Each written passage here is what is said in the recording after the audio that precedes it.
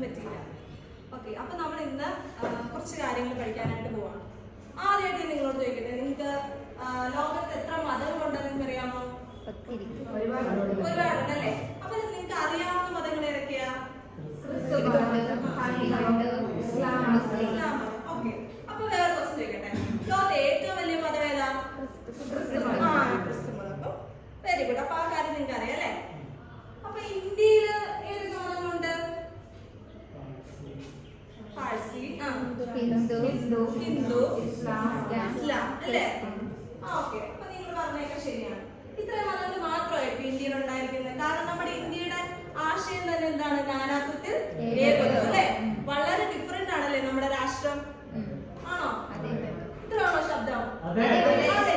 Okay, അപ്പൊ ഞാൻ നിങ്ങളോട് ചോദിക്കട്ടെ, അതുകൊണ്ട് തന്നെ എന്താണ് നമ്മുടെ രാജ്യത്ത് ഹിന്ദു മതവും ക്രിസ്തു മതവും ഇസ്ലാം മതവും മാത്രമല്ല, ഇതൊന്നും അല്ലാതെ വേറെ കുറച്ച് മതങ്ങളുണ്ട്. അപ്പൊ അതിൽ ഏറ്റവും പ്രാധാന്യമുള്ള അല്ലെങ്കിൽ പണ്ട് കാലത്ത് എന്താണ് വളരെ ഇമ്പോർട്ടൻസ് കൊടുത്തിരുന്ന രണ്ട് മതങ്ങളാണ് ഉണ്ടായിരുന്നത്. അത് ഏതൊക്കെയാന്ന് നിങ്ങൾക്ക് അറിയോ? ഇല്ലല്ലോ.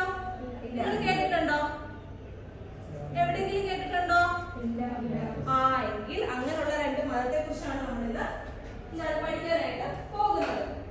അപ്പൊ നമ്മൾ പറഞ്ഞു എന്താണ്, പണ്ട് കാലത്തും അതുപോലെ തന്നെ നിലവിലും പ്രാധാന്യം അർഹിക്കുന്ന രണ്ട് മതങ്ങളാണ് ബുദ്ധമതവും ജൈനമതവും. ബുദ്ധമതത്തിന്റെ സ്ഥാപകൻ ആരാണെന്ന് നിങ്ങൾക്ക് അറിയുമോ? ഗൗതമ ബുദ്ധ. Very good. ഗൗതമ ബുദ്ധയുടെ യഥാർത്ഥ പേര് എന്താണ്? സിദ്ധാർത്ഥ്. Very good. അപ്പൊ പിന്നീട് എന്താ പറഞ്ഞേ, ഈ ബുദ്ധമതത്തിന് ഒരു പ്രധാനപ്പെട്ട ഒരു ആശയമുണ്ട്. അതെന്താണെന്നറിയോ? അഹിംസയാണ് ബുദ്ധമതത്തിന്റെ ആശയം. അതുപോലെ തന്നെ ഇതേ ആശയം വരുന്ന മറ്റൊരു മതമാണ് എന്ത്? ജൈനമതം. Very good. ജൈനമതവും ബുദ്ധമതത്തിൻ്റെത് പോലെ തന്നെ അഹിംസയെ പ്രധാന ഒരു ആശയമായി എന്താണ് കൈക്കൊണ്ടൊരു മതമാണ്. അപ്പൊ ഞാനൊരു കാര്യം ചോദിക്കട്ടെ, ജൈനമതത്തിന്റെ സ്ഥാപകൻ ആരാണെന്ന് അറിയുമോ? മൂസിക്ക് ഇല്ല. ആർക്കറിയാം? അറിയുമോ? ഇല്ല അല്ലേ?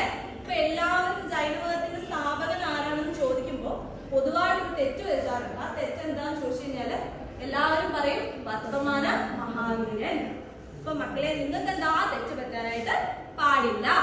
ജൈനമതത്തിന്റെ സ്ഥാപകൻ ഋഷഭദേവയാണ്. നമ്മുടെ വർത്തമാന മഹാവീരൻ ആരാണ്? 24ാമത്തെ തീർത്ഥങ്കരൻ മാത്രമാണ്. അപ്പൊ അങ്ങനെ നിങ്ങൾക്ക് അറിയാത്ത കുറെ കാര്യങ്ങൾ എന്താണ് ഈ ബുദ്ധമതത്തിലും ജൈനമതത്തിലും ഉണ്ട് അല്ലെ? ഇപ്പൊ കേട്ടപ്പോ തന്നെ നിങ്ങൾക്ക് പഠിക്കാൻ ഒരു ആകാംക്ഷ തോന്നുന്നില്ലേ ഈ മതങ്ങളെ കുറിച്ച്? ഈ മതങ്ങളെ കുറിച്ച് നമുക്ക് എന്താണ് ഇനിയുള്ള ക്ലാസ്സിൽ അല്ലെങ്കിൽ അടുത്ത വരുന്ന ക്ലാസ്സിൽ ഒന്നും കൂടെ വിശദമായിട്ട് നമുക്ക് പഠിക്കാം. അതിനു മുമ്പായിട്ട് ഞാൻ ഒന്നുകൂടെ ചോദിക്കട്ടെ, നമ്മളിപ്പോ എന്തൊക്കെയാ പറഞ്ഞത്? ആരാ ബുദ്ധമതത്തിന്റെ സ്ഥാപകൻ?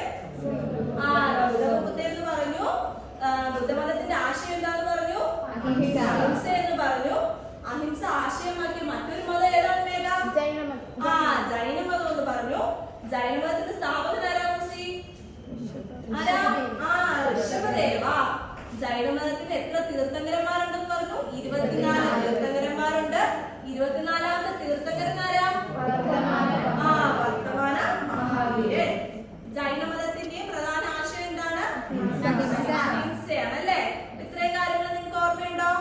അപ്പം ഈ കാര്യങ്ങളെയൊക്കെ അടിസ്ഥാനമാക്കിയിട്ടാണ് നമ്മൾ ഇനി വളരെ വിശദമായി എന്തിനെ കുറിച്ച് ചർച്ച ചെയ്യാൻ പോകുന്നത്?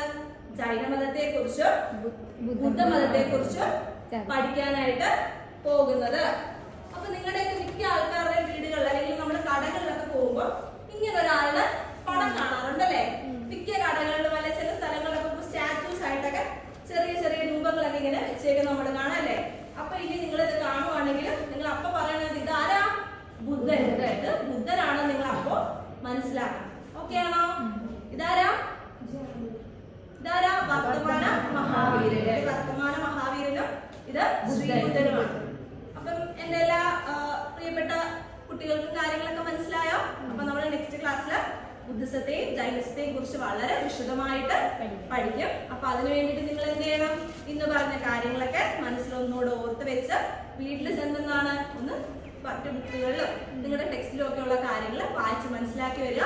നാളെ നമുക്ക് വിശദമായിട്ട് ബുദ്ധന്റെ അടുത്തേക്കും ജൈനന്റെ അടുത്തേക്കും നമുക്കൊരു യാത്ര പോകാം. Thank you.